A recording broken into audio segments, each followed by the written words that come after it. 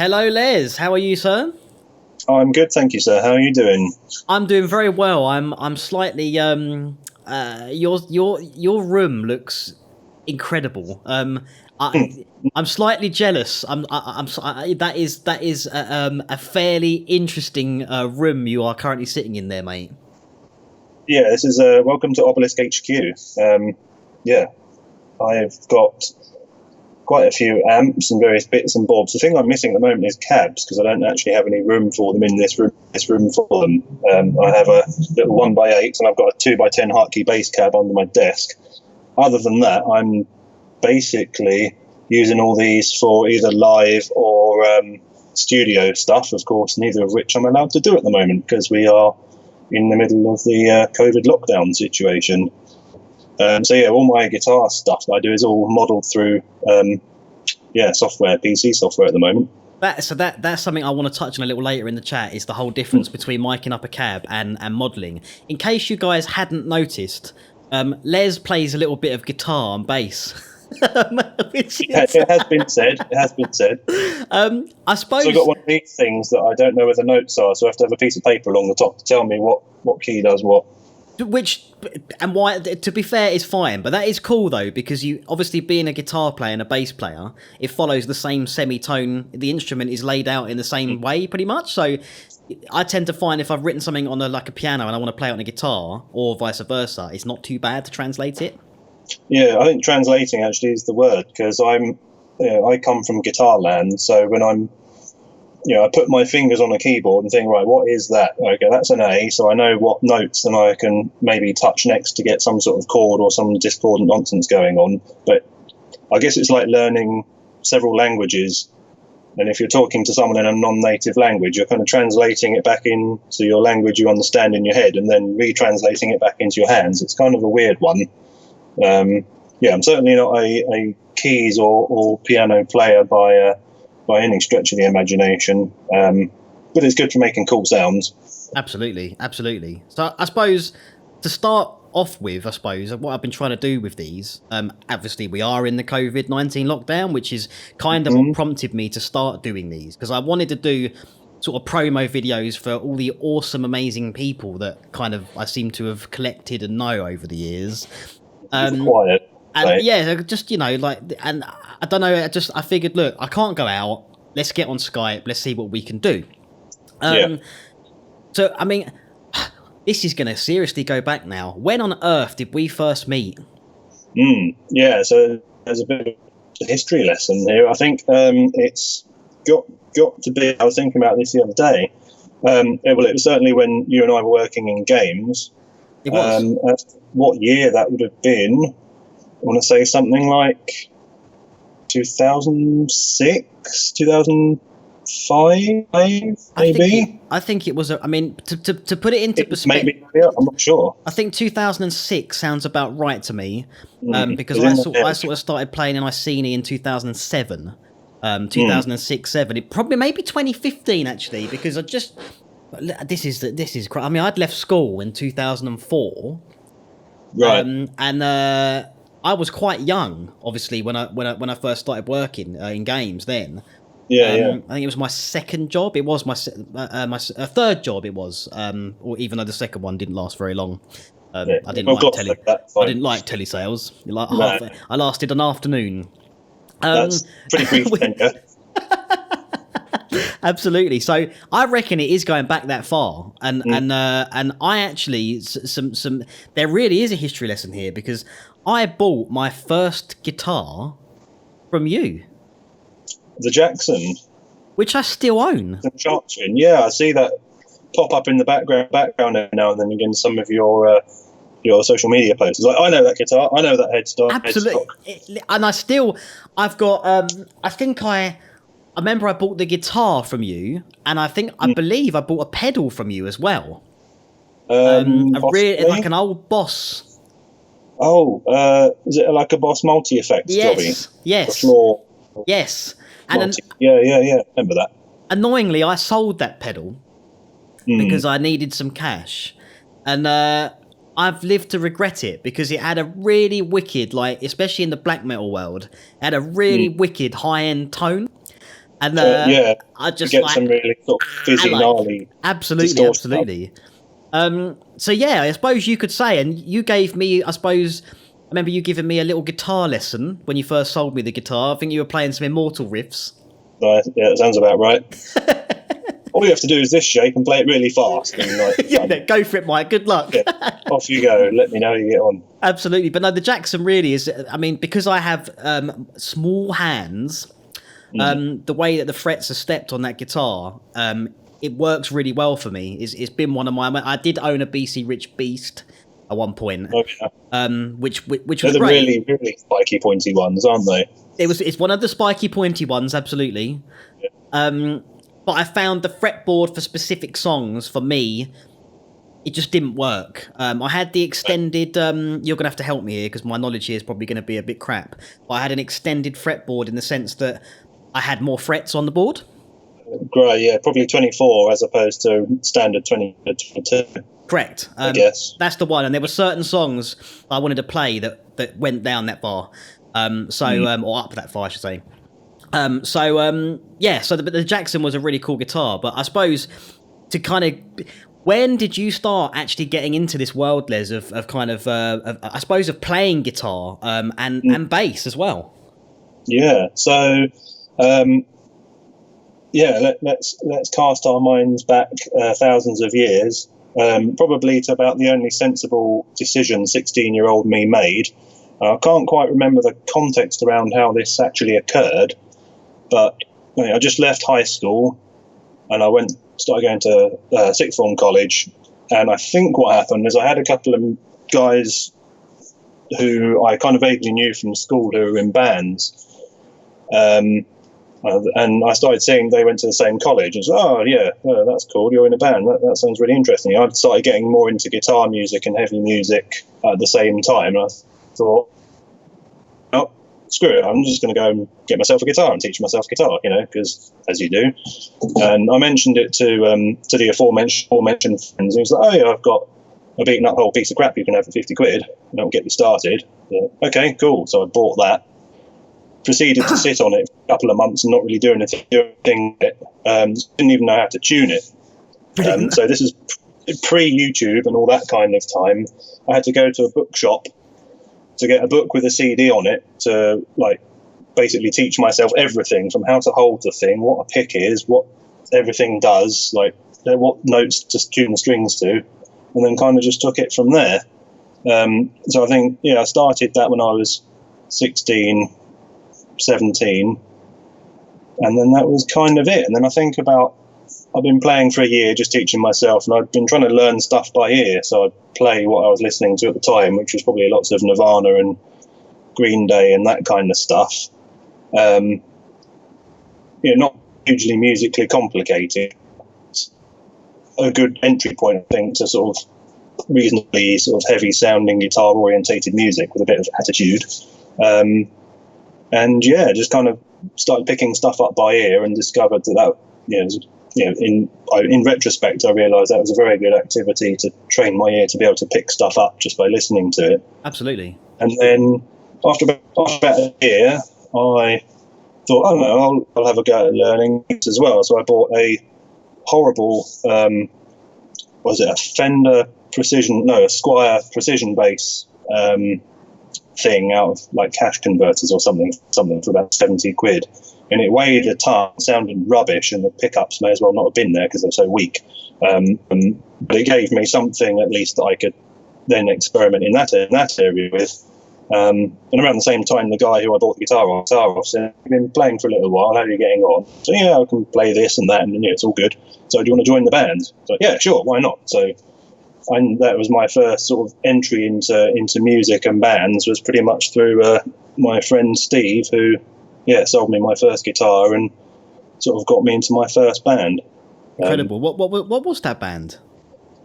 That band, it was a kind of typical post high school grunge band. So it was all just covers. I think we did a couple of originals, but it was all grungy covers. Nirvana, Green Day, Mudhoney, I think,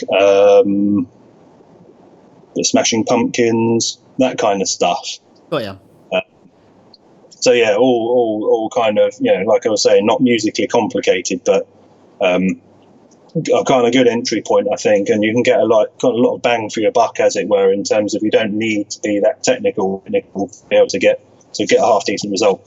So that was kind of my first foray into bands, and then it just got sort of progressed from there, really, sort of heavier and more diverse and sillier as time went on. And faster and crazier. Faster, heavier, and all that stuff. Yeah. So did you think you kind of, when you first got your first guitar, I mean, I had which I still got actually, I've got a tiny sort of practice amp by a company called Nobes, who I've never actually heard of or seen anywhere else ever. And I kind of started on that before obviously I had a Marshall stack and a Marshall kind of transistor head. Did you think nice. Did you start almost with a practice? When did you start? I suppose you used distortion almost from the offset if you were playing kind of grungy stuff. Yeah, pretty much. I mean, Steve, who sold me the guitar, also just sold me this. I think it was actually a keyboard amp, so it had absolutely no real EQ to speak of whatsoever, and it was completely fit for the purpose I wanted. But it made the thing make a sound, so it was kind of a start point. But I think then what I did a couple of months after that was I picked up a little like a 10-watt transistor combo thing, probably like a single 10-inch cone in it, I guess. I can't remember what the make of it was. But yeah, he had sort of moved on to bigger and better gear and was getting rid of this thing, so I had that off him. But that then actually had a proper EQ and a half decent distortion sound within the realms of this little, the physical size of the amp. And I think that's when my playing sort of increased a little bit more, because I could get a sound that I actually wanted, as opposed to just this horrible dull thudding nonsense that the keyboard amp was capable of. I've no idea what happened to that keyboard amp. It disappeared in the sands of time somewhere. It's a relic somewhere in someone's place somewhere. Yeah. I think it's interesting you say that, though, because it's kind of, I always found that, I think with it's almost like the feedback loop, isn't it? Is that you're influencing a piece of wood to you're influencing a string to resonate on a piece of wood, and then it's picked up by the pickup. Obviously it goes through the electronics, and it's like the sound you get back, I think, is almost like the I suppose the reward for your talents. And I suppose once you start getting into that kind of, I spoke to Ben Ferdiford yesterday from Skyquaker, and I saw the clip of that little clip. I'm yet to edit it, but I will do. And he was we were talking about distortion and different types of heads that he likes, and kind of his approach to that. So I think it's interesting is that once you kind of upgraded your amp, do you think that kind of almost solidified you and pushed you further? Like, do you think in terms of playing, I suppose, electric guitar as opposed to maybe acoustic guitar, that the feedback and the kind of the gear becomes a thing, doesn't it? Like to increase your art. It does, yeah. And I think certainly for me, being able to then get a sound out of it that I liked made me enjoy making said sound a lot more, and so I wanted to do it more. And it positively reinforced that kind of learning, reward, enjoyment loop, because I think that was probably almost as important as getting the guitar itself. Was getting an amp that then made a sound that I liked. And again, I don't know what happened to that amp. That got sold on many moons ago, and I've since myself moved on to bigger and better and more unnecessarily expensive things. But yeah, I mean, on the flip side, of course, you then start chasing, you disappear down the tone hole, and start acquiring gear to get that specific sound that you really want. And as the state of this room kind of attests to, I did that as well.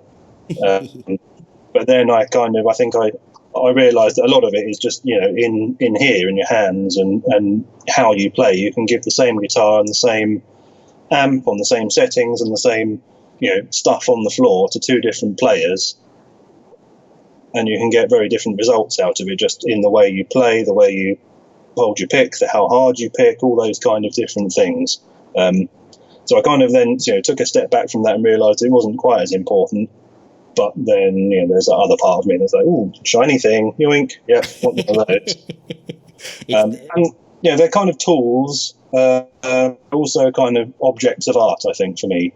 They serve a functional purpose, and they have their own sonic capabilities and areas of strength, along with individual guitars sound different, electric and acoustic, and what woods they're made out of influences that as well. But they're really nice objects to me. I think they perform a functional thing. They do a thing that I need as a player, but I also like the aesthetics and the sound qualities of them all. I just like it. I'm a bit of a nerd like that. Well, I think we're all a bit of a nerd. I mean, I'm currently obviously paying immense attention to you, Les, but I am staring at that Laney cab behind you, mate. The head, sorry, behind you. Oh, yeah. That is a sexy looking bit of gear right there. It's not bad. Yeah. I haven't used that for a little while, actually. This is my latest acquisition. My rather nice vintage 1978 JMP Mark II. I can't wait for all the lockdown business to go away so I can take that to the studio and crank the arse off it.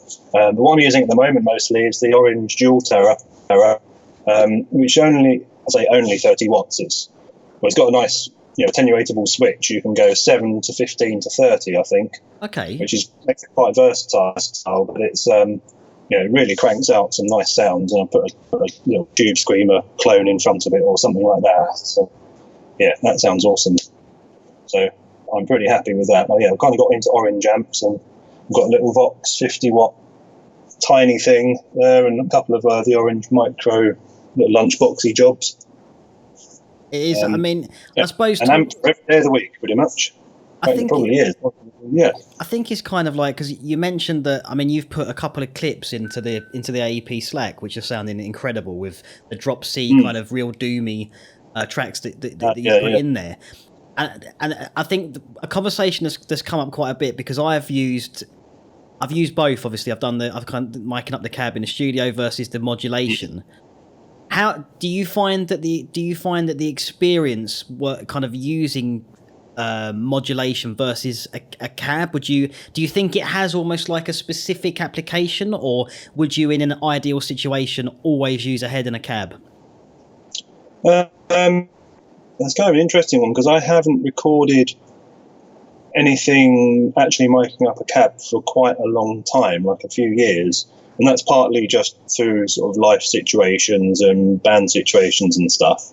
For example, I've spent quite a long time pretty much just being a bass player in a few bands.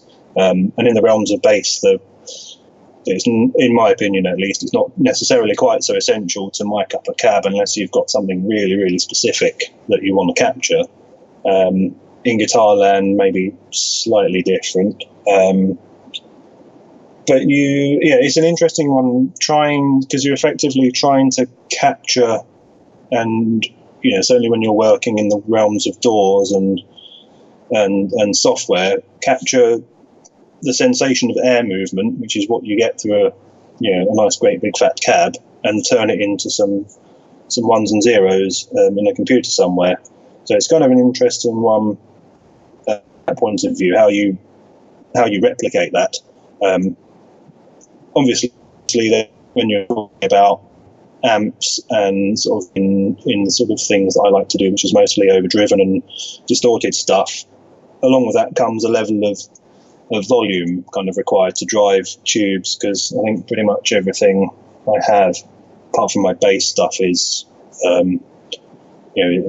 tube or valve powered, and you need to give those a bit of welly to get the best out of them.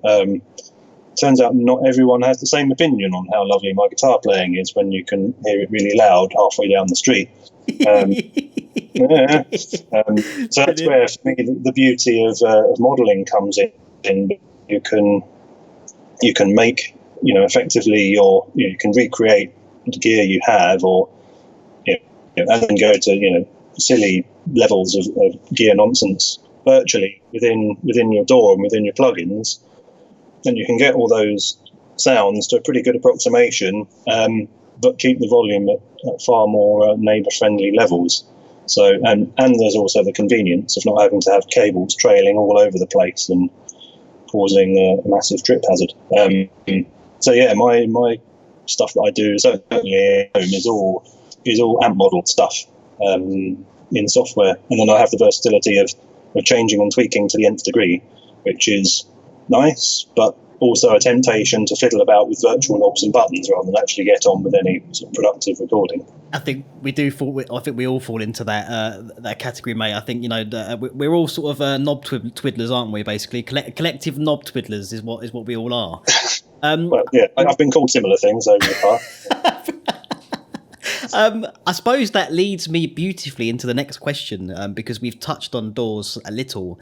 We've touched on some modelling. You are a Reaper user, I believe. I am a Reaper user, yeah, on Windows. So yeah, I've been using Reaper for, I'm gonna say something like 4 years maybe, and I had, before that I was using GarageBand on an iPad and an iPhone, which was obviously very restrictive, but kind of got me into the DAW space. I tried to play with Cubase probably 10 years prior to that, and I found it a little bit of a head bender to get to understand. So I was like, I don't understand that, so I'll leave it alone. Then the sort of nice, easy access point of GarageBand on iPhone and iPad came along. I thought, oh, okay, I kind of understand this now. And then I moved on to Reaper, and I love it. It's great. It's really versatile. The installation is really lightweight. You can run it off a USB stick, which I have done. So, yeah, it's really, really powerful, really cheap as well. I don't know how much it is these days, but I think when I got my license, it was like 40 quid or something. And that's lasted me, about 4 years so far. So £10 a year, less than £1 a month, for all that audio goodness. I think it's really cool, and there's tons and tons of tutorial material on the internet for it as well. Like if you're stuck, it doesn't take long to figure out what you need to do just by the amount of material that's out there for it. I was about to touch on that. I mean, because Rick's been using it. I mean, he was always he used Adobe Audition. Obviously, I kind of live in the snobbery of Pro Tools world and Logic. But what I have seen from Reaper and seeing it develop, because obviously when it first came out, it didn't really have very good MIDI capabilities, if any, I believe. I could be wrong there. But the way they've developed it for the price they charge, it's a really good looking bit of software. They've done a lot of work on the GUI, if you like, or the HUD.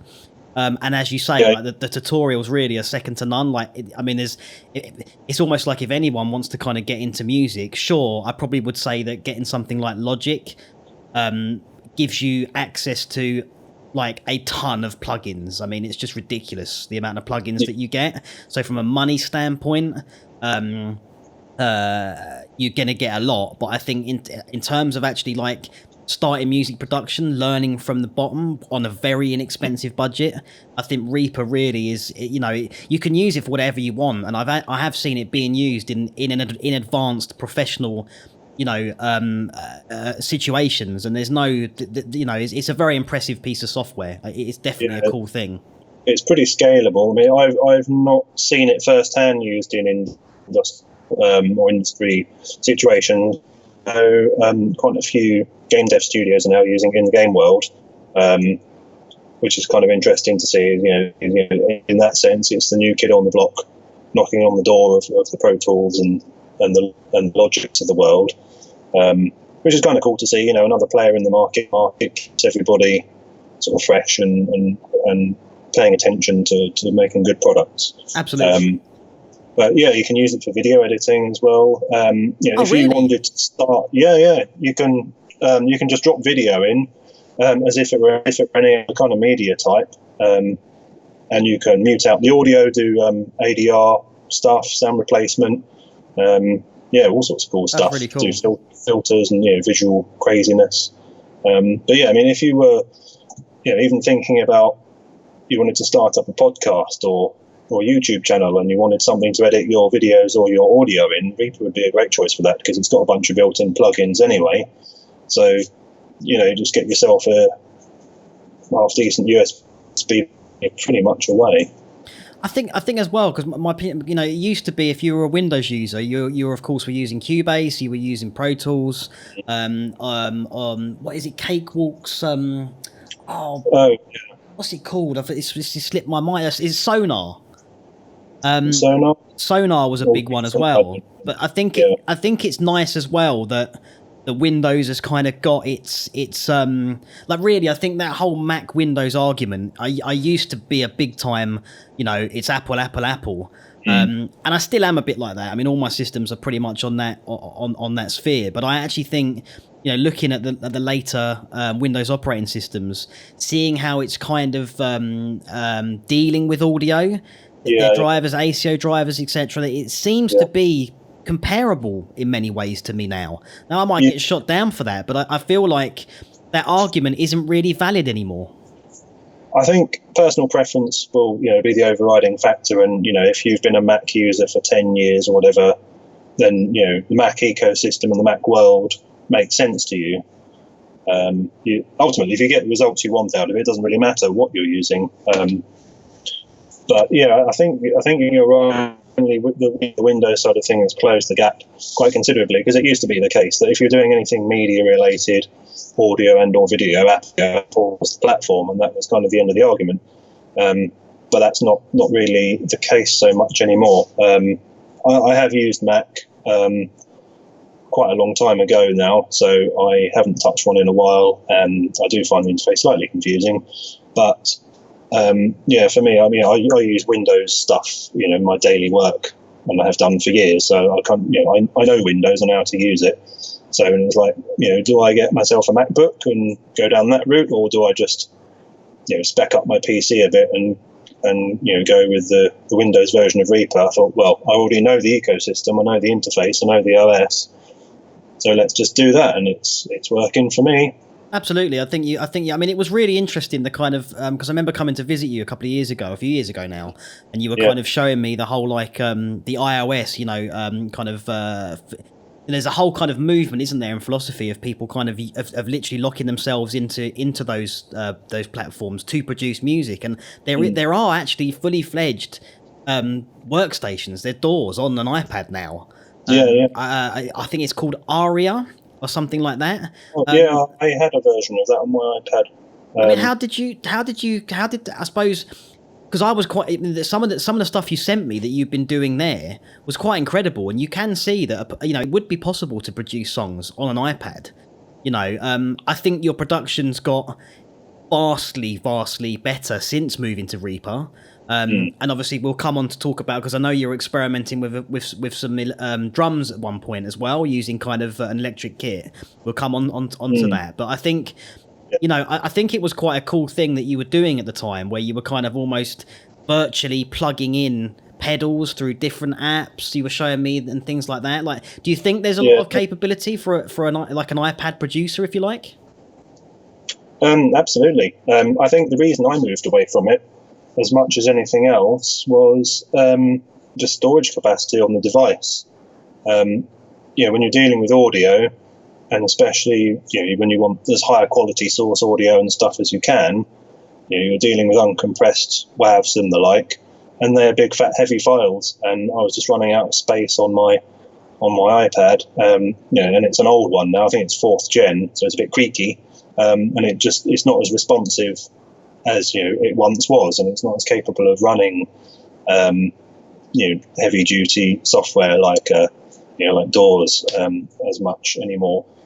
But that said, I think creativity thrives under restriction, and certainly when you limit your focus down to, okay, so this tablet thing is basically what I've got, and a little bit of other gear, guitar pedals and stuff, route something out of the headphone and back in, to get additional effects. So I think you can get quite creative with that kind of approach. And like anything, if you spend enough time working in that environment, you will find tips and tricks and hacks and ways of achieving stuff, and you'll become, you'll get to mastery level of that particular setup, and you'll be able to achieve really interesting, really good results just by virtue of experimentation and the amount of time and energy you spend in that kind of environment. Absolutely, and I think it did really impress me when I saw that setup, because I'd never sort of I think there is an argument for kind of starting in the way I did, which was always very much desktop computer. You know, we've got to have this big screen and we've got to have multiple screens. And in some ways, I know we touched on this before, but the tech can kind of hold you back in that sense that you've got too many options. It's too advanced. And I think, you know, if you choose to actually limit yourself to one specific thing, I think people will be quite surprised at the level they can achieve by doing that. Keeps you focused. Yeah, absolutely. And I think, you know, as you say, once you broaden out a little bit in terms of your equipment and your software and stuff, and you've got the racks, and then you've got outboard gear and all this other stuff going on. That virtual knob twiddling thing can come into play quite a lot. To the detriment of actually creating music and doing productive stuff. You can spend hours, days, weeks moving stuff around and not really get that much more of a benefit out of it, and effectively, not really improving on the result you already had. I think an amount of sort of discipline is required and well worth bearing in mind in terms of, okay, so I could go off and buy these 50,000 plugins from all these different vendors and stuff that will give me the EQ that all the studios are using these days, or the compressor to end all compressors or whatever. But if you just spend enough time using more basic tools that you already have, you will eventually find ways of getting those to perform in the way that you want and get the results that you want. I think there's certainly for me personally, there's a bit of a perfectionist syndrome going on. Sort of like, let's just move that a little bit, let's move this a little bit, or there's a fluff note, I need to re-record the whole thing, and then you end up sort of going so overboard you never want to hear the piece of music ever again, and you just save it on the hard drive and never touch it. Absolutely. Absolutely. It never goes anywhere, and it's that was not necessarily a waste of time, but it was certainly a wasted opportunity. I think just sort of going, okay, this is what it is, let's just focus on this small area, and if I need something, really need it, then we can experiment and go, oh, actually, I've already downloaded like 5 compressors that I've completely forgotten about, stored in this random folder on my hard drive. Let's see what I've already got rather than chasing the tone to the nth degree. I think you're absolutely hitting on the head there, mate. Like, I think people forget that there's a lot of money being made in this industry. And I think because people are trying to create an art, and it's a reflection of them, and it's part of their DNA, they're wanting to make it, they're being so particular, I suppose, about how that output sounds, that people, they can tap in these companies and they can make a lot of money out of you. When really you could have achieved, like you say, a similar result, or even a different or better result, just using what you had. I mean, a good example of that, I suppose, was you sent me like a 10-minute kind of like demo track, I suppose, or an idea for a project you had in the black metal world, in the extreme metals, and it had a really cool piano at the start of the song, and when we had a couple of beers, didn't we? And we spoke about it, and you said, "Oh yeah, that was a cheap free piano plugin," and then I kind of put some vinyl stuff over it and did some EQ and put that, and I think that's you didn't need to actually spend anything, and you got a really cool sound.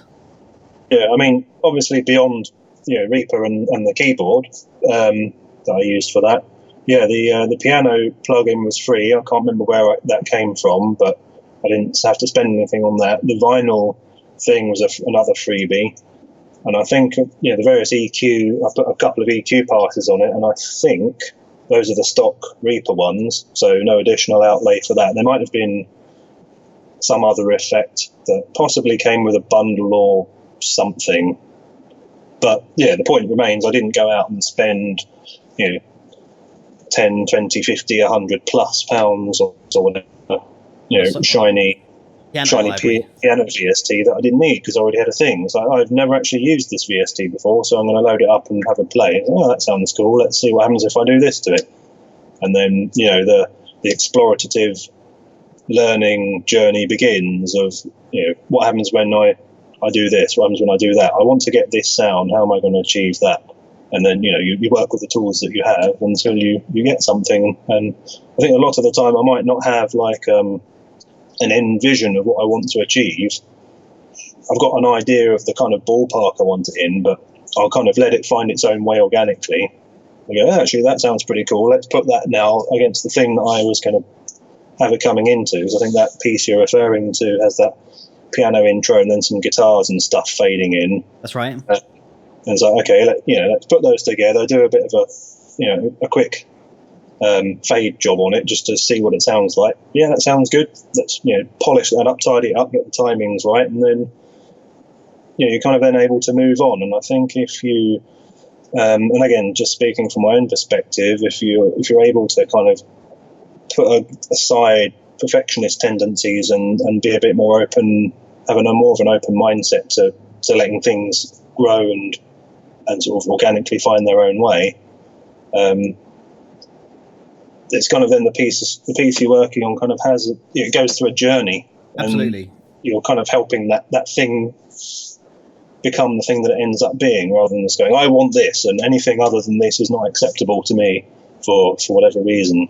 I've certainly found that a very rewarding way to approach it. Especially with that black metal thing. I think it was like 9-10 minutes long, and it never ended. I never intended at the start to have a really, really long track. I was thinking, usually my benchmark is somewhere between 4 and 6 minutes is a nice length to kind of express quite a lot of stuff in musically.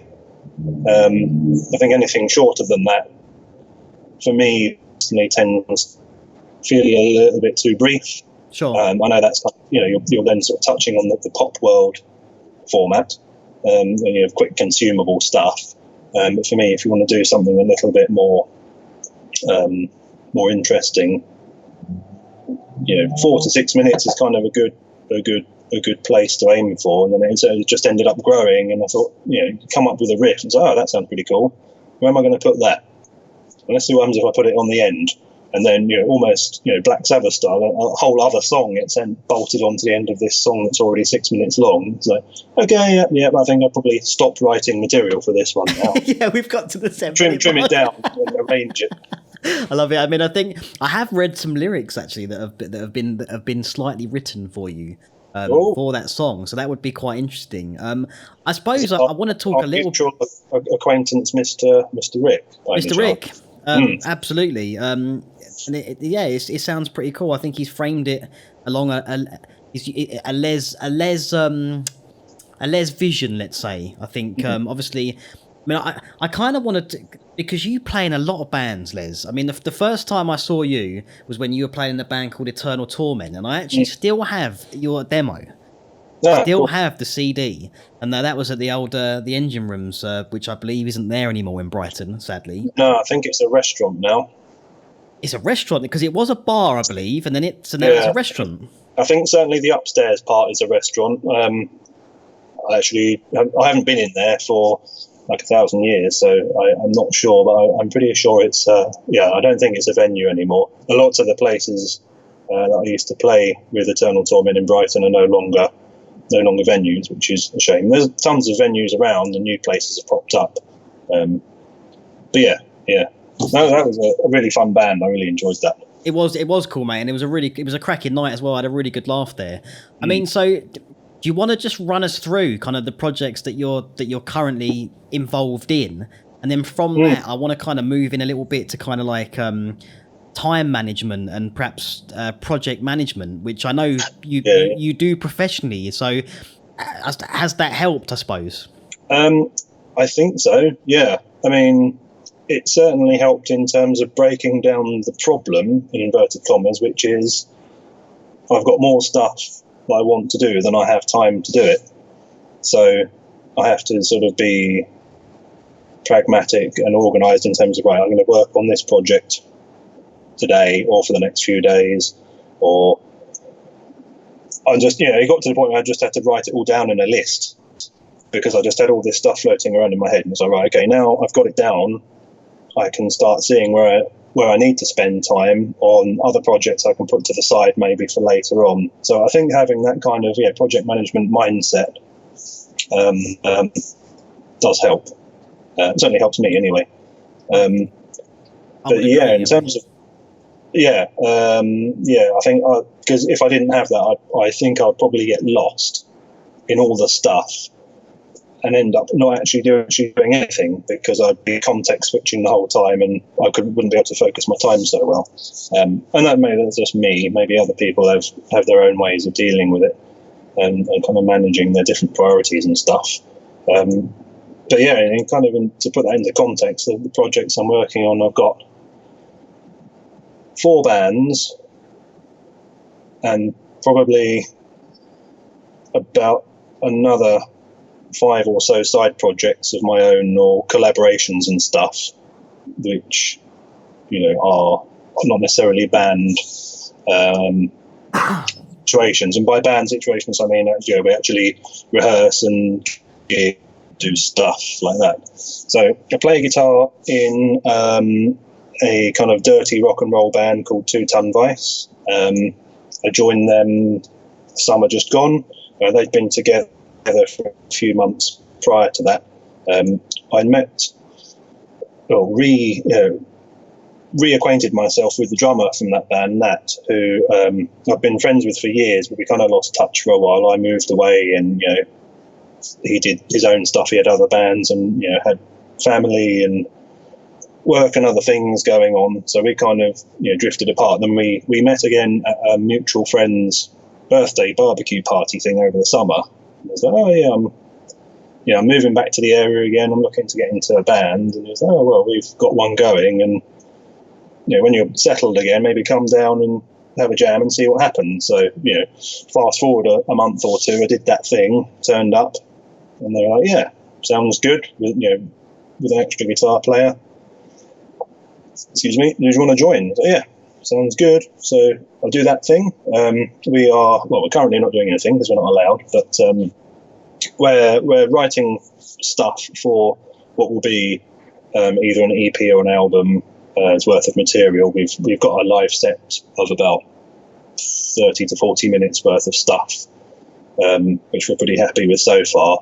And now that we can't rehearse or gig, we are just throwing riffs and song ideas and stuff up onto our Dropbox to get a pool of material together, so that when we can get back into a studio, we can jam it out and kind of turn them into Two-Tonne Vice songs.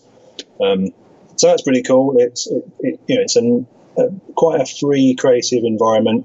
Any ideas that anyone has, will get listened to and get taken seriously.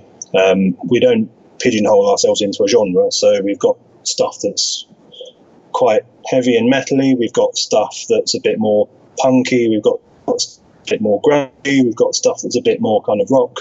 It's all in the heavier spectrum of things, but we're not a metal band. We're not a rock band. We're not a punk band. We're not a grunge band. We're some hybrid mixture of all those things. So it's it's nice, noisy, good fun, rough around the edges. It's good. It's good. I get to use lots of heavy sounding guitars and amps and make a lot of noise. So ding, works for me. Big tick. Yeah, tick in the box. In addition to that, I recently joined on bass a band called Deathwish, who were around really late 80s, early 90s. They had a sort of a period of relative success. They released a couple of albums. They supported Motorhead on a tour at one point. I don't know all the history behind all of that, but I think about a year or so ago, the original guitarist and the drummer sort of got back together and thought, should we do the thing again and maybe write some new tunes and have a go? And so a friend of mine, James, who was the singer in Eternal Torment, who we spoke about earlier, they got in touch with him. I can't quite remember how that situation came about, but so he was going to audition for vocalists, and he was talking to them and trying to arrange all the timings and all that business. And they said, we also need a bass player. to complete the lineup. Do you know anyone? He's like, yes, I know just the guy. And so he messaged me, like, check these guys out. They're looking for a bass player. What do you think? I was like, oh, hell yeah, that sounds great. Right up my street, really thrashy, heavy, fast stuff. So auditioned for that and got that. And working with James again, which is cool. So I've got that band on the go, just sort of working my way through various songs of their back catalogue to learn the stuff. And we've got some new ideas knocking about as well. So that's all good. Very much in its infancy. I think I've only been kind of involved with those since those guys for a couple of months so far. So yeah, when all this lockdown business goes away, I look forward to picking that one back up again. I play bass for a power metal band called Lightning Strike. We are currently, it's been on a bit of hiatus since the summer, just through various work and life commitments across the members of the band, but we're working very slowly towards getting an EP of about 4 or 5 tracks together, which will represent our current amount of material in terms of originals, at least. That was kind of an interesting situation that came about. So the drummer is the drummer from Eternal Torment, Okay. a guy called Neil. You see there's a theme emerging here. And it was about a year ago, just over a year ago, he messaged me and said, oh yeah, so I'm in this new band, and we've got a gig coming up in a couple of weeks, but our bass player has just quit. Can you come over and help us out? So I was like, it's solid, why not? What's the worst that can happen? So went down over to Southampton to meet the guys. I think we did 2 practices before the gig. And he was like, yeah, so here's a Dropbox link with our material, but there's no vocals on it. There's a song that isn't on there, and the ones that are on there have changed a little bit since they were recorded. It's like, moving target, right? Yeah. I was just like, oh, you know what? Let's just go for it and see what happens. So I turned up. We jammed for a couple of sessions. No one to this day has ever told me I'm in the band officially, but they haven't got rid of me yet, so still there. You could take that as a given. Yeah. I think I'm safe for now. So yeah, but that was cool, and we played our gig. It was at the Firehouse in Southampton. It went down really well, and I don't think anyone really noticed that we were flying by the seat of our pants the whole way. But it was good. Yeah, that's kind of more power metal, speed metal type stuff, really fast riffs and falsetto singing and all that kind of business. That's cool. We haven't jammed together for a little while, like I was saying, but hopefully once all this business goes away, we'll get back together and do a thing. Also, Neil and one of the guitar players, Jamie, have got a little side project they're working on separate to that. We're just sort of playing around with some ideas, which is a bit more thrashy, not quite so power metal-y. So they've asked me to lay a bass track down for them, and when they get more riffs, they'll send them over. So it's another little side collab project that's kind of come out of that. Where are we up to? That's 3. And then I started playing a bunch of open mic nights in town, playing bass and the cajon, which is a little percussion box, which is actually my chair, so I'm sitting on it right now. And I'd met these guys over the summer, and I started to go into the open mic nights that they ran. And so, oh yeah, you should bring your bass down and play along. So I thought, okay, why not? And I didn't know any of the songs that people were playing. So, do you know such and such a song by blah? No, never even heard of it. So I'll just kind of watch you and see what you're doing, and just basically made it all up as I was going along, which was kind of in equal parts terrifying and exciting at the same time. Very good for the brain, I think. But through doing that for a while, one of the guys who runs that, a guy called Tim, was like, I want to sort of take this kind of format with 2 acoustic guitars, get a drummer involved and get a bass player involved, and make a sort of a rock covers band project out of that. Do you fancy playing bass for it? I was like, yeah, that sounds good.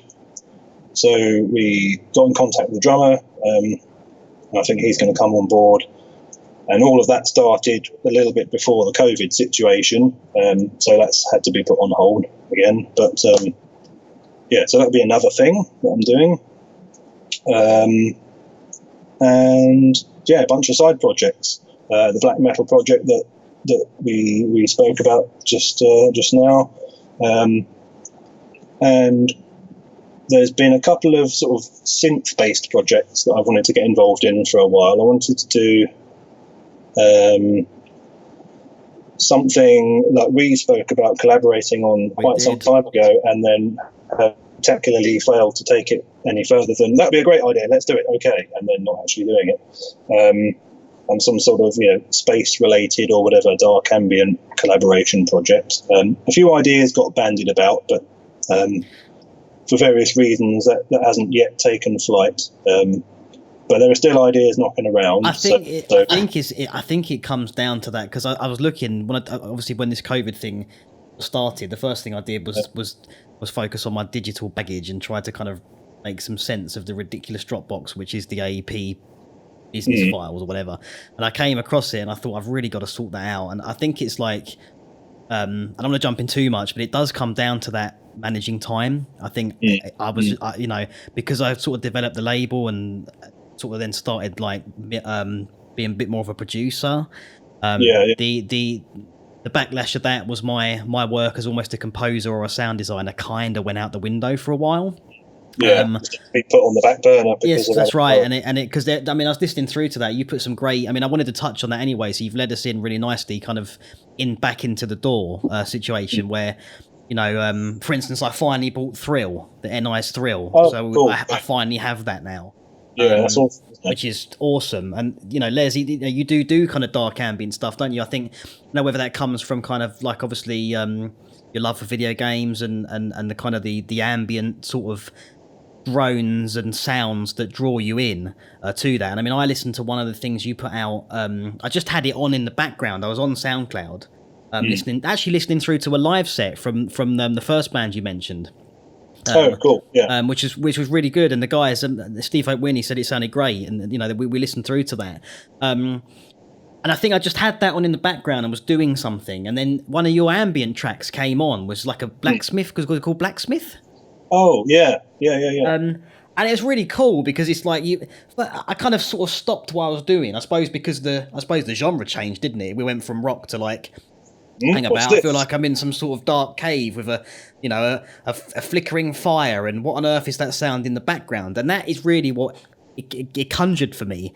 Like initially I felt like I was kind of in a cave where either the person or the character who's in there, aka me, was kind of either lighting a fire or were near a fire with kind of dying embers kind of thing, and then some sort of sounds from deeper into in the cave, and you're like, well, what is that sound? And I think you'd done it took me on a bit of a journey, and I know you we've spoken about dark ambient tracks before, and I know you like the stuff I've kind of done there as well with various comments and whatever else. So how do you think that did come about? You're kind of more in the box, say, more mucking around with I suppose soundscapes.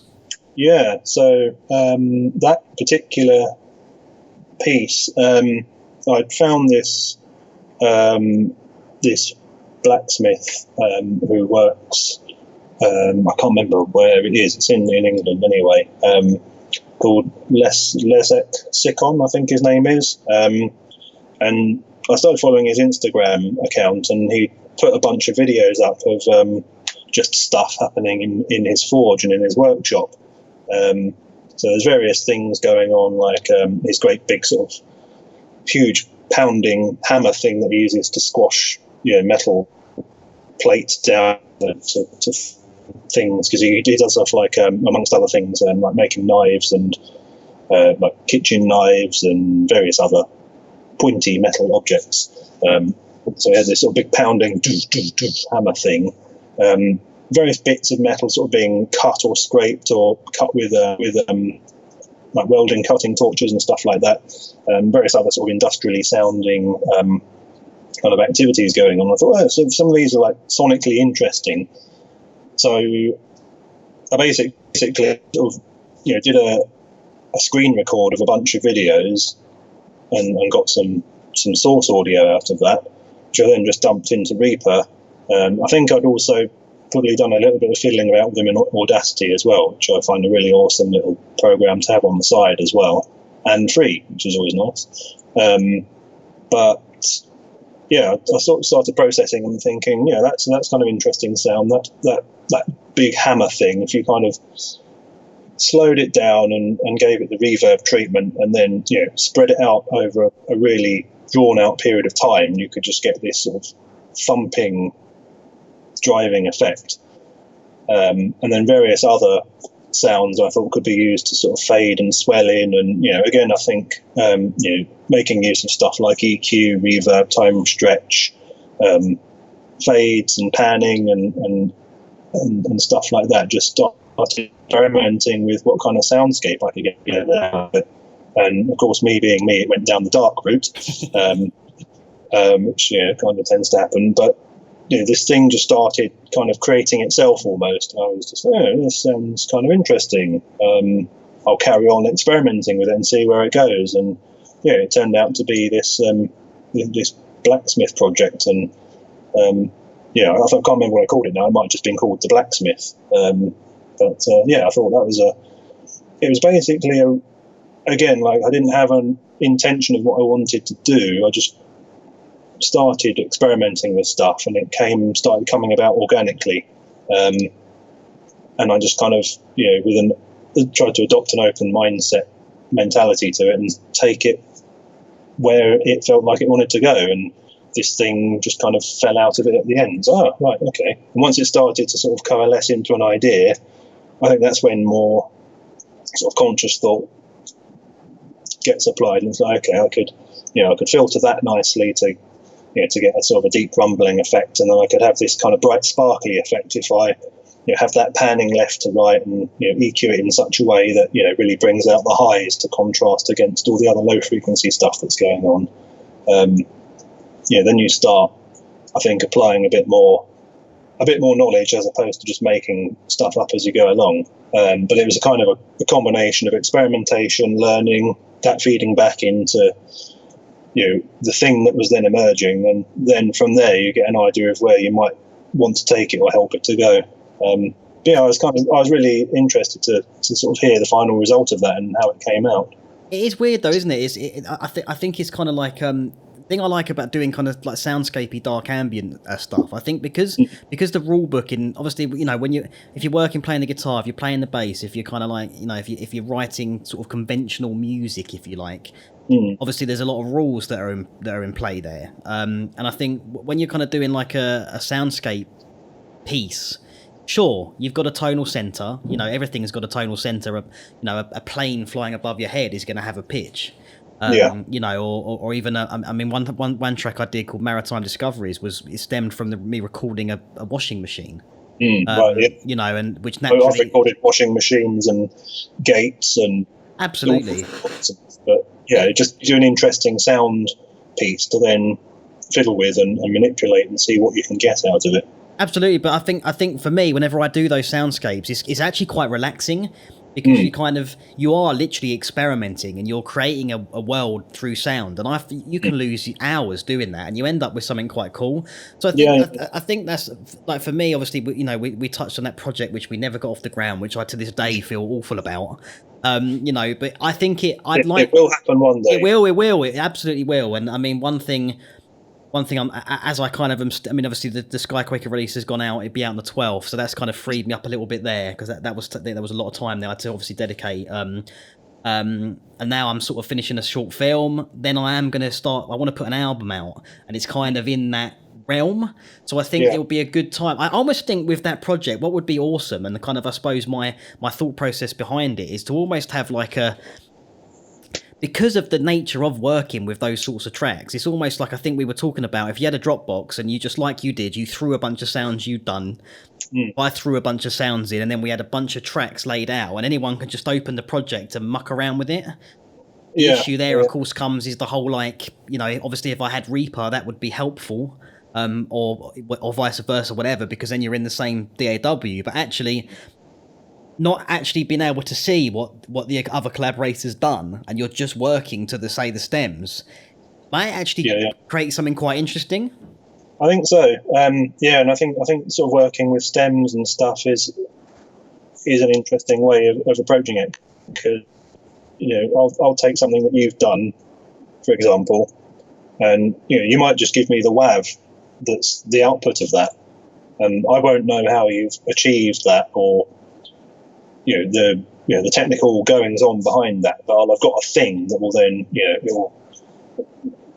will take my thought process in a direction, and I can either add to that with something else that I'm doing, or whatever, or take that and then manipulate it further and do something else that you wouldn't know necessarily what I've done, or that's right, you wouldn't know what to expect coming back. So then when you get it back, so okay, this then takes your thought process in another direction, and this thing just can grow on its own. I think we spoke about this last time we met up, and it sounds like a really interesting way of working, certainly an interesting collaborative experiment.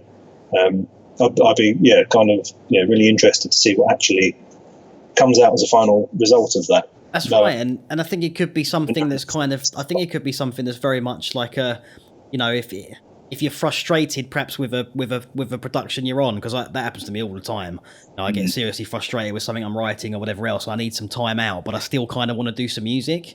I feel like taking it, to me, it is relaxing. A glass of wine, I've got all these ambient lights on, get the dark ambient track out. What's Les done? Okay. Oh, okay, he's added this high-end part. All right, I'm going to try and detune some drums and stretch them out. We spoke a lot about time stretching, didn't we, some time ago? Yeah. Which is incredible. I think I'm equally as fascinated, I think, as you with that. You can create some really cool effects.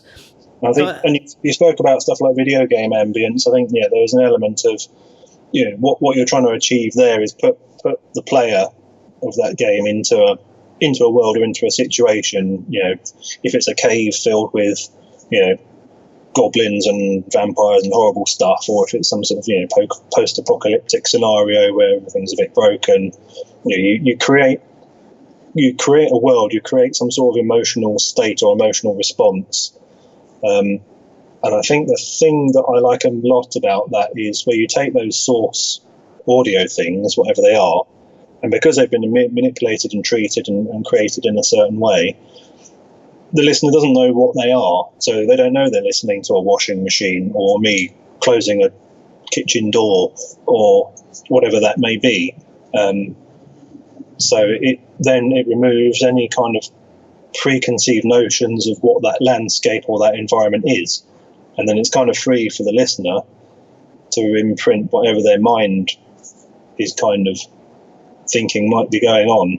So I think it's kind of interesting to take that from a listener perspective as well, who doesn't know what the background of all that is, what the stuff that they're actually listening to is, and gives them a canvas upon which to go on their own little journey. Absolutely. No, I absolutely agree. We'll start doing it, mate. I think I need some project management myself, because I jump around. I've got a new app called Tick, and which is really cool, because I'll basically just schedule what I want to do in my day, and then I'll attempt to do them. If I don't, they spill into the next day, and then of course it can get a bit overwhelming if you've got a bunch of stuff starting to build up. But I think it is literally that. Is like, if I've suddenly got to do a contract for someone, I mean, that can take up 2 days, like of getting contracts checked, and suddenly you're not being creative. And I think admin and paperwork and it just is. It is an absolute. I try and limit it as much as possible, and I try to kind of use very simple wording. So it's like, this is 2 pages. That makes sense. Boom. Right. Let's release it. Because you can get bogged down into that world. But I mean, as we keep saying, we're in lockdown, and I think it's kind of, once I've done my short film now, I am gonna start spending a little bit of time getting back into that creative world, and I'd like to do it from a soundscape point of view, just because I'm feeling like that at the moment. I kind of want to take myself into a different world, and that's, like we said, is a great way of doing it, I think. Yeah, I'd agree. And I think because it's, certainly for me, it's very different to the other stuff that I do. We spoke about, the rules, as it were, of writing material for songs, be they riffs or drum loops or whatever it is that that you usually work on. To do something like this, where kind of all the rules are off the table, it's an opportunity to sort of be very free, be very liberated and creative. But due to the kind of experimental and explorative nature of it, I think it's also a really good kind of learning opportunity as well. That experimentation, you get to just try stuff out. Sure. And, it's like, okay, so what happens if I put, 3 exciters and 2 compressors and 3 distortions on this thing? Probably sound absolutely horrific, but, you just chuck it all in and then start working with that. And it's you can learn a lot just by that experimentation and that kind of, you're kind of feeling around for an idea to come out of what you're doing. And then when something pops up, it's, oh, yeah, that, I quite like that. So I've achieved that doing that. So, I can then work off that as a base, and then that kicks off further ideas. So I think, it's great for relaxation, but it's also a lot more cognitively engaging than you might think as well, because you're then learning stuff and applying things, and that may not translate to useful information when you're back in guitar land, for example, but it's all part of growing your kind of ideas, your skills, and your thought processes more as a creative and a musician, a musical person. And it allows you to sort of break out of just being, hey, I'm a guitar player who plays in a metal band, which is kind of a narrow, sure, absolutely, narrow space to occupy. No, absolutely, I agree. I mean, we've touched, I suppose, a lot on sort of like sound sources, and I think it was important to have the conversation about the ambient stuff, because I think that is exactly what that stuff does. Is it does make you consider. You start to hear the world a lot more than just sort of observing it. And I suppose I kind of do want to touch on going back to guitars, because you made a guitar, didn't you, sir? I certainly did. And right here. It is in front of you there. There it is. So you actually completely made this guitar. I certainly did. Summer before last, summer 2018, I did a 3-month kind of residential guitar building course, a lute theory course, down in Totnes. That was at the Totnes School of Guitar Making, and we basically built guitars by hand from scratch, regardless of what guitar building or maintenance or woodworking skills or previous experience you had. And it was an absolutely awesome experience, and I thoroughly enjoyed every minute of the time I spent there. It was great. I didn't know what I wanted to build when I went down there. I didn't know if I wanted to do a guitar or a bass, if I wanted to do 6-string, 7-string guitar, or 4/5 bass, or whatever. And again, I think adopting that kind of open mindset thing, I just started looking through the various reference books at the workshop and thinking, oh, that was quite nice. And the idea came that it was going to be a guitar and it was going to be 6 strings. I looked at a bunch of reference material and some technical schematics that the head tutor Phil had there, and basically kind of traced the bottom part of it was the bum of a Fender strap, which I then added a point to, and then I basically freehand drew these pointy bits. That kind of gave me a body shape. I mean, it's not exactly revolutionary. It looks like a guitar, but then I wanted something that looked like a guitar, felt like a guitar, and was actually comfortable to play. You mentioned your BC Rich Beast. I think I played some in shops, many years ago. It was like, it looked great, but it's really uncomfortable because there's pointy bits sticking in my ribs, and like, how the hell do I even hold this thing? So in terms of body shape, I just wanted something standard but my own twist on it. And I'd taken a couple of guitars down of mine that I really liked, one guitar, one bass. I liked certain features of them, so I tried to sort of incorporate playability features into the way the body was rounded and all that kind of stuff that would make it comfortable to play. The headstock is pointy as heck, It looks incredible. It looks incredible, man. I do like it. It really finishes it. That does. Yeah, I spent more time on that than on the rest of the guitar, I think. I ended up going with, started looking at knives, blades, and then I went down the Lord of the Rings route, and then ended up taking ideas from Aragorn's Elven Dagger. So that kind of, you've got the sweep and then the little bit at the end. And then ended up sort of going, oh, that looks pretty cool, right? Measure it all out. And so I knew I wanted the strings to be completely straight from nut to the tuning pegs. I didn't want them to fan out. So I had, mathematically work out all the sizes and dimensions and stuff. I knew I wanted the machine heads on the bottom of the headstock rather than the top.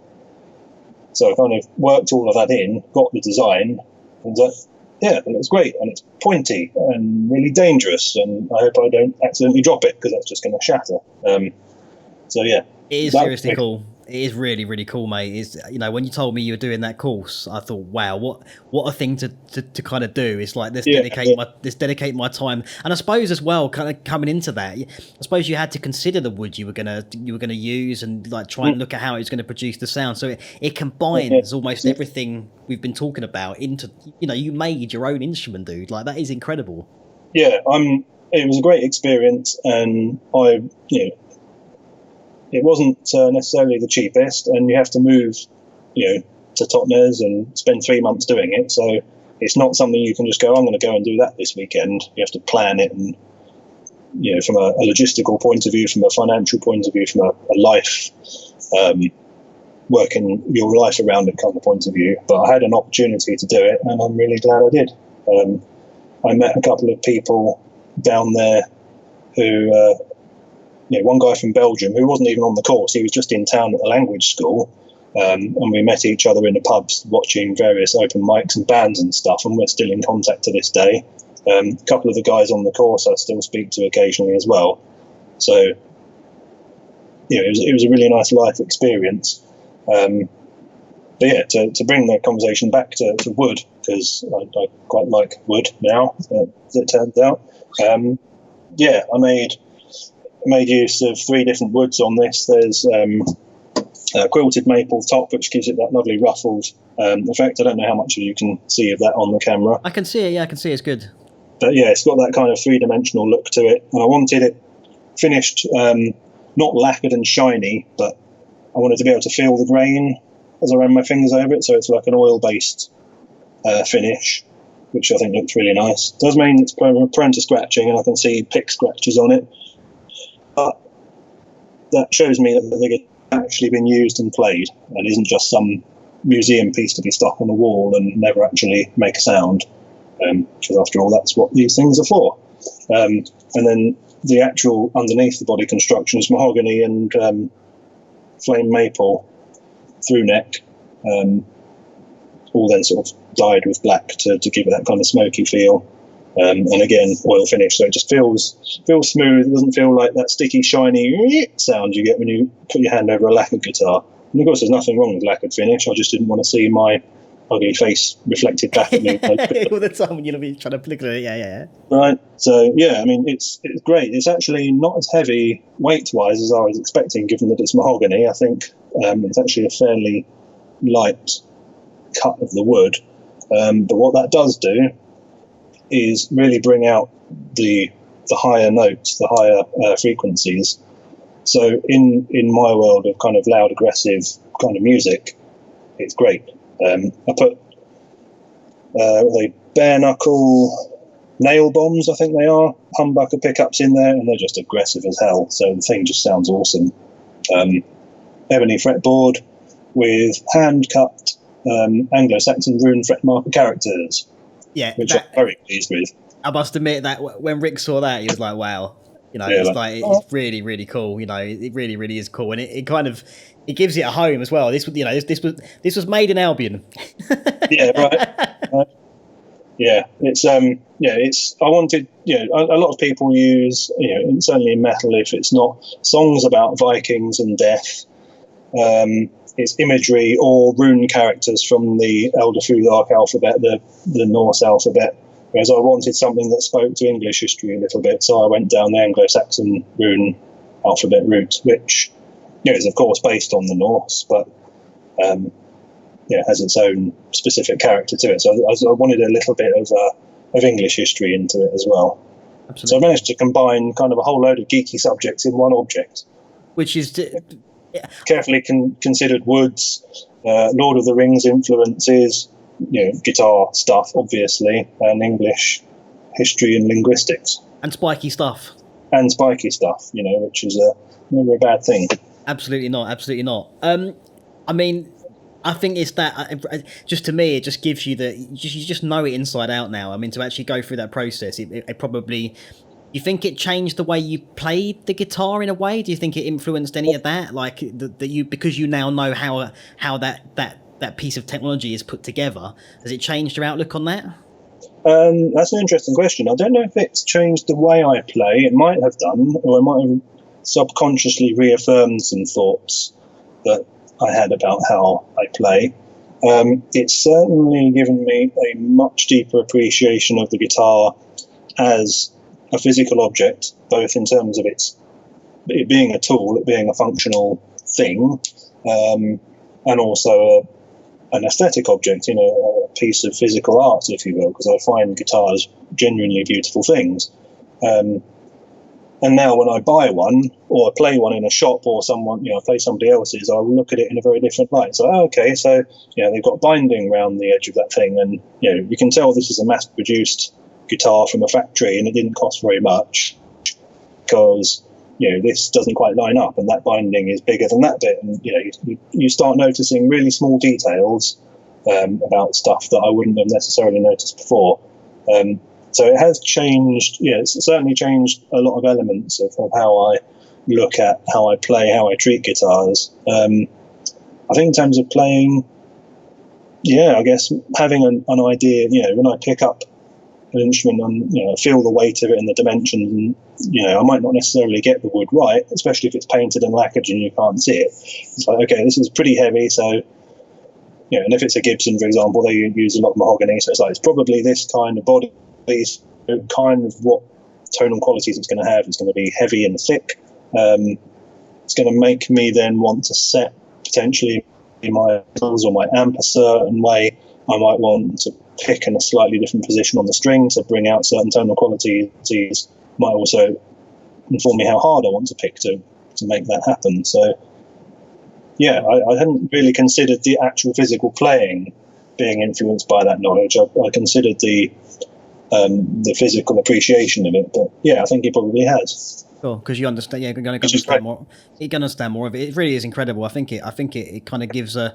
Just you doing that, it gives a really, it kind of solidifies, obviously, like this what we talked about with the soundscapey stuff in terms of like actual objects and what sounds, looking at sounds and putting them into different contexts. And now you've actually gone and spent 3 months learning about, reverberations and how pickups kind of work and all that sort of stuff. I think it's quite incredible.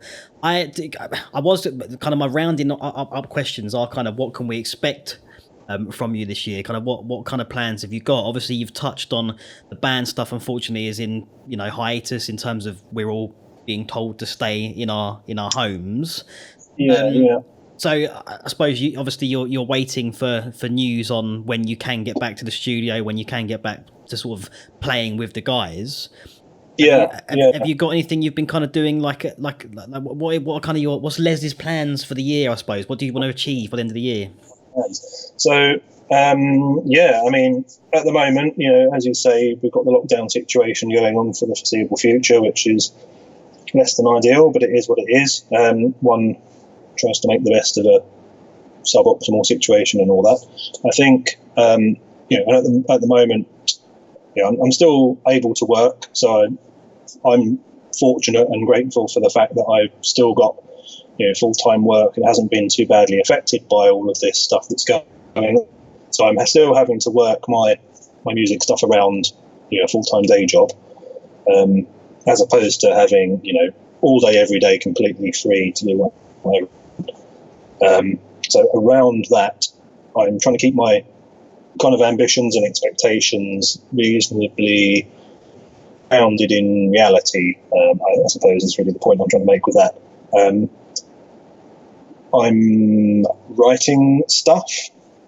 So certainly for Two-Tonne Vice, the guitar band that I play in, I've got riffs that I'm trying to coalesce into an idea, for songs, and we collaborate over Dropbox. So everyone, in the band has got to that, and we can throw lyrics up there, we can throw riffs, we can throw entire songs, and then when we're back able to get into the studio again and jam those out as a band, the idea and the intent behind that is to just have lots of material that I and the other guys in the band are contributing to, so we can flesh out our catalogue of stuff, gig with that, record it, get an EP or a series of single releases or whatever we decide to do with that material in time. So that's kind of the plan for Two-Tonne Vice. For Deathwish, keep sort of learning the older material that's already there, and then start collaborating a bit with the new material that's floating about. So similar situation, I guess.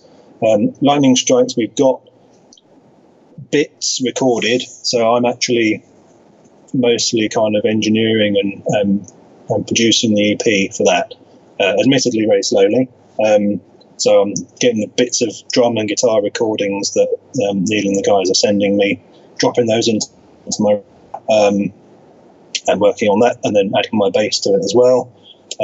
The other band, the pub rock band, that's kind of on pause at the moment because it's right early on in the sort of formulation of the idea and the meeting of the personnel involved before all this business happened.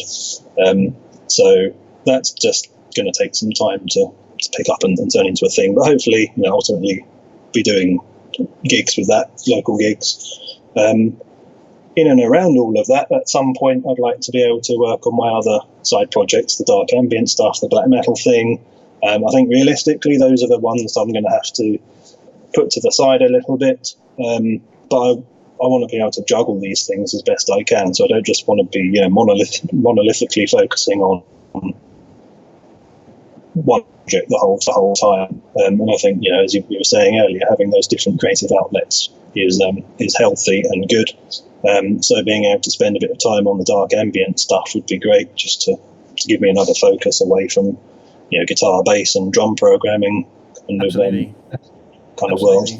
Absolutely. Well, Les, I mean, do you have any? I'm going to link absolutely everything I can find to do with Les Plumridge. Do you have anything else you kind of wanted to add to the end of this interview? Well, it's been a pleasure as always. Thank you for spending your time talking to me today and involving me in the AuroraCast family of artists and collaborators.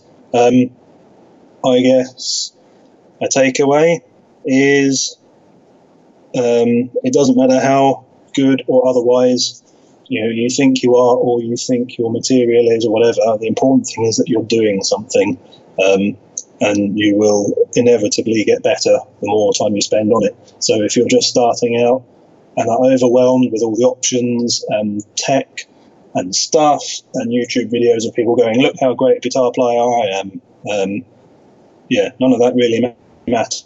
Just hone your focus in on something, get yourself to a point where you're happy with what you're doing. It takes time, it takes effort. There are no shortcuts, unfortunately,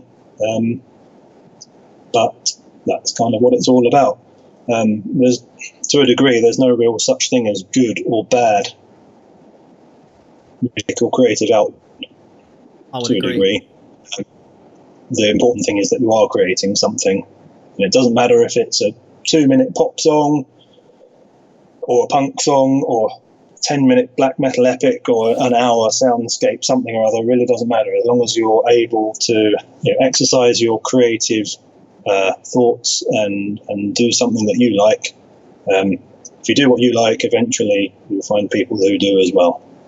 Beautifully said, sir. Absolutely beautifully said. And I think that's I think that echoes really in pretty much all of us. I think that I spoke to my colleague Joel just before you, and we were kind of saying that it'd be interesting to see the new crafts that people have made, during this lockdown, and I think there'll be a call for kind of people who perhaps don't have a hobby or something crafty that they can just do are going to get very bored, and I think they'll suddenly decide that they're actually going to start endeavouring to pick up a skill, and if they do that, then that's amazing for humanity, and it fits in with everything you've just said.